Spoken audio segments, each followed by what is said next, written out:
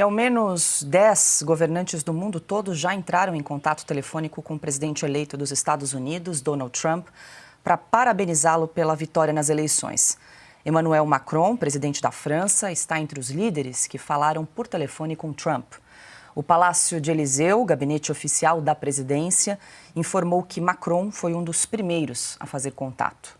Outros chefes de Estado, como Cláudia Sheinbaum, presidente do México, Giorgia Meloni, primeira-ministra da Itália, Yoon Suk-yeol, presidente da Coreia do Sul, Shigeru Ishiba, primeiro-ministro do Japão, Viktor Orbán, primeiro-ministro da Hungria, e também Volodymyr Zelensky, presidente da Ucrânia, falaram com Donald Trump por telefone para parabenizá-lo e reafirmar parcerias. Carlo Cauti hoje conosco, muito boa noite. Cauti, seja muito bem-vindo. Listamos aqui vários presidentes, líderes mundiais que já parabenizaram Donald Trump e, claro, também o presidente Lula fez uma publicação, inclusive na Rede X, reconhecendo a vitória de Donald Trump, mas ainda não fez contato direto com o republicano. Vale lembrar que o presidente Lula, antes do resultado das eleições, manifestou a sua preferência por Kamala Harris e ainda chegou a dizer que a volta de Trump poderia resultar na volta do fascismo e do nazismo. Então, gostaria também de ouvi-lo sobre essas declarações de Lula. Cauti, boa noite. Boa noite, Paula. Boa noite, Piotr. Boa noite, Constantino. Boa noite a você que está seguindo a gente.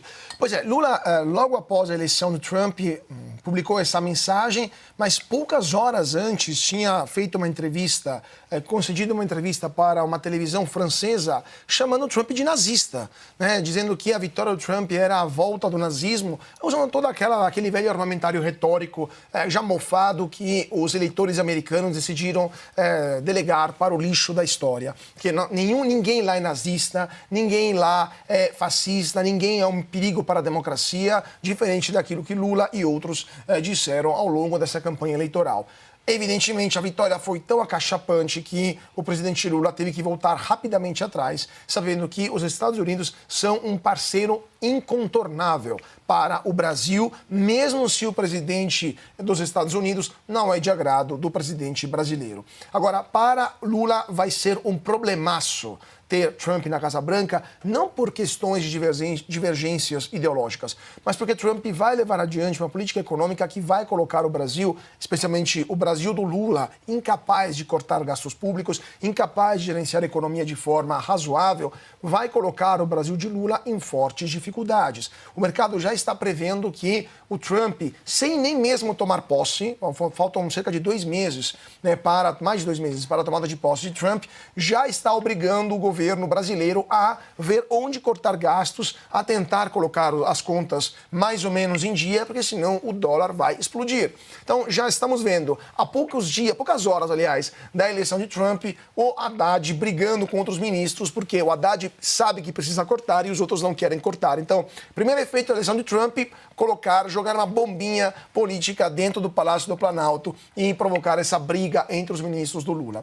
Mas é interessante, Paulo, só para terminar também, que, pegando o gancho aquilo que o Piotr está falando, eles não entenderam. Eles não entenderam porque perderam. Sim. E a gente vê isso, além do Lula, além de outros discursos, do próprio discurso de Kamala Harris. Eu acredito que o Constantino também tenha um comentário a fazer sobre isso.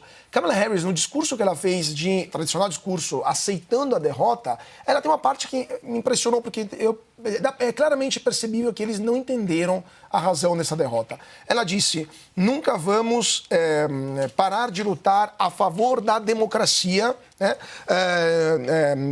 Do direito da lei, da justiça, etc. Ou seja, se o Trump tivesse ganho a eleição... Desculpa, quer dizer, que se o Trump ganhar a eleição, quer dizer que os Estados Unidos não tem mais democracia, que o Trump é um perigo para o Estado de Direito. Essa velha retórica que eles não conseguem deixar de lado, não consegue colocar de lado, mesmo se a maioria do eleitorado americano disse que não, Trump não é um nazista, não é um fascista, não é perigo para a democracia.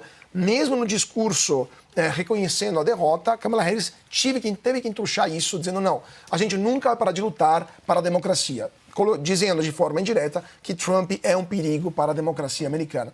Então é isso, eles não entendem, não entenderam e provavelmente vão continuar perdendo se eles não entenderem as razões dessa derrota.